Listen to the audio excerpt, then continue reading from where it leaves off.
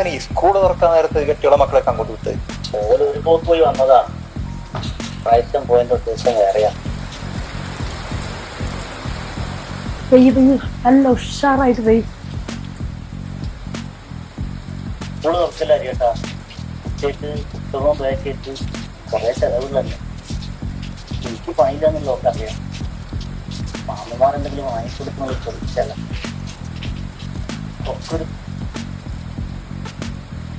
ഇത് എത്രാമത്തവണ എന്റെ ഫോൺ എടുത്തോണ്ട് പോകുന്നത്? എന്താ ഇത്ര നോക്കാൻ?